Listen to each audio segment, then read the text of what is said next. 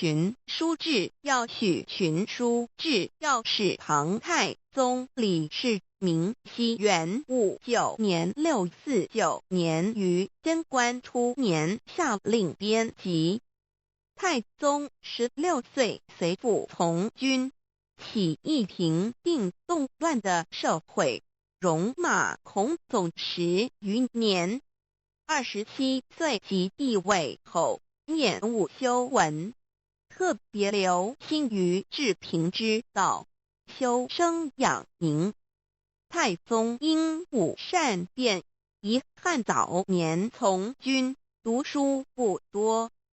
鉴于前隋灭亡之师，深知创业不易，守成为艰。在位期间，鼓励群臣进谏，批评其决策过失，令谏官魏征及于世南等整理历代帝王治国资政史料，截取6经4史诸子百家中有关修身齐家治国平天下之精要，汇编成书。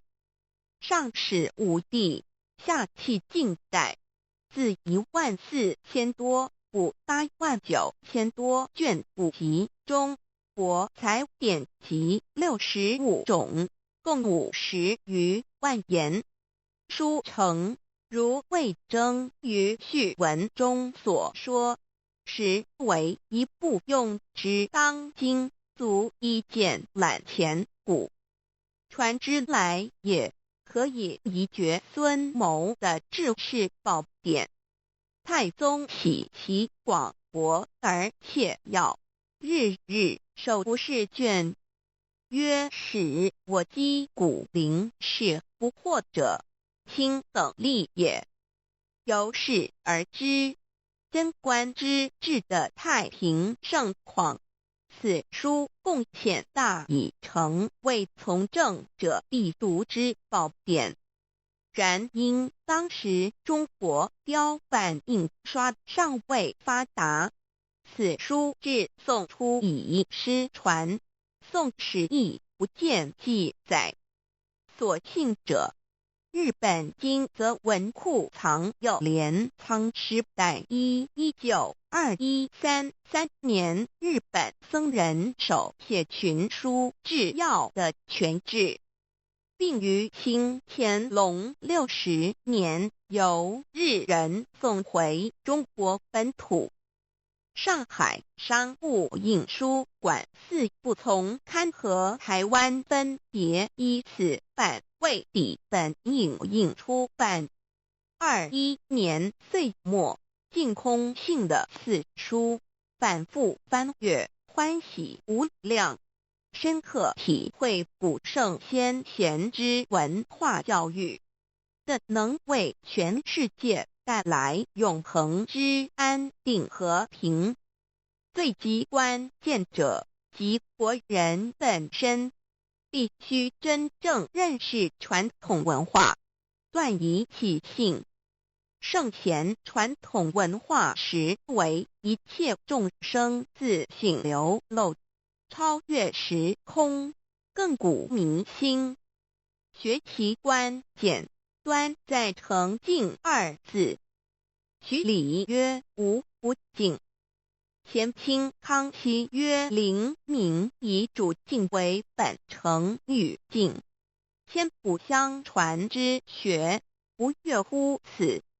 程子曰：敬圣百邪，说明修身敬德立世济民，唯诚敬2字，方能圆成。若对古圣先王之教育毫无诚敬，纵遍览群集，亦难获时矣。孔子曰：述而不作，信而好古事也。过去孙中山先生于三民主义讲眼中民族主义第4讲曾云，欧洲的科学发达，物质文明的进步，不过是近来200多年的事。讲到政治哲学的真谛，欧洲人还要求之于中国。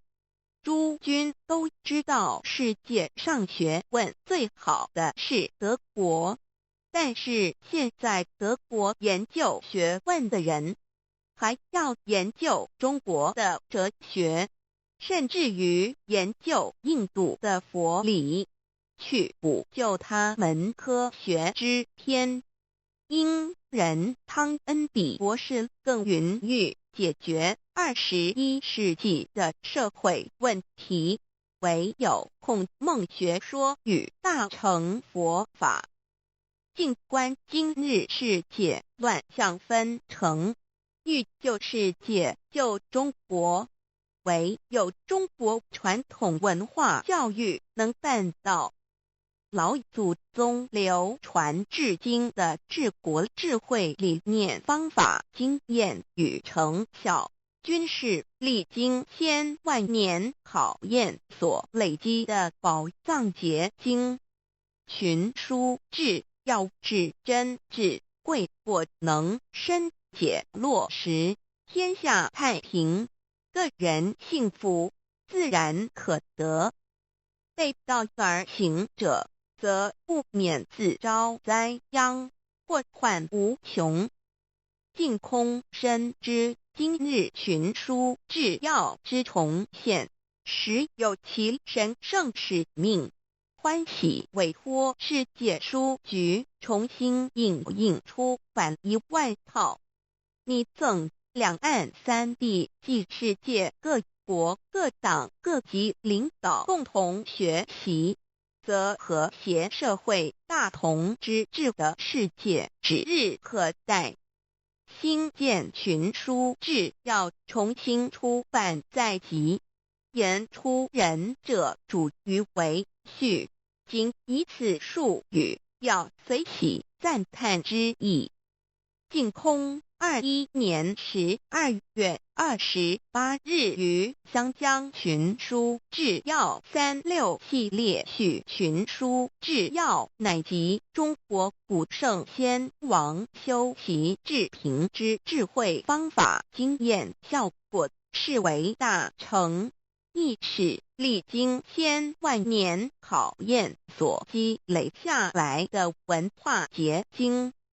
这部宝典既能帮助唐太宗开创贞观之治，奠定大唐300年盛世的基础，也必能为当今各阶层领导者提供珍贵借鉴。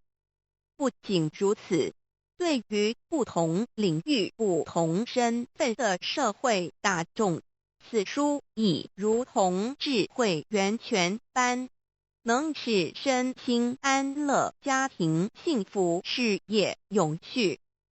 本中心导师是净空老教授，念念不忘中华文化的承传。21年底，幸蒙祖宗庇佑，这套宝典最终送到了老教授手中。老人家深知此书是解决当今社会问题的一剂良方，欢喜不已，立即委托世界书局翻印流通。导师在马来西亚拜访那吉首相于马哈迪前首相时，简略地介绍了群书治要内容。两位长者当时便迫切地表示想看到英文译本。导师由此想到，可从群书治要中节录，选成360条，译成白话文，并翻译成各国文字，方便大众每天阅读。导师将的任务交给了本中心，这就是中心编辑群书治要36的缘起。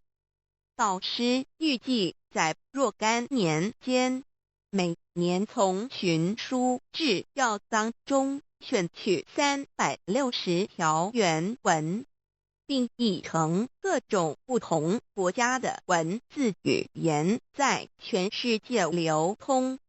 导师认为，这是中国对于整个世界和平做出最大的贡献。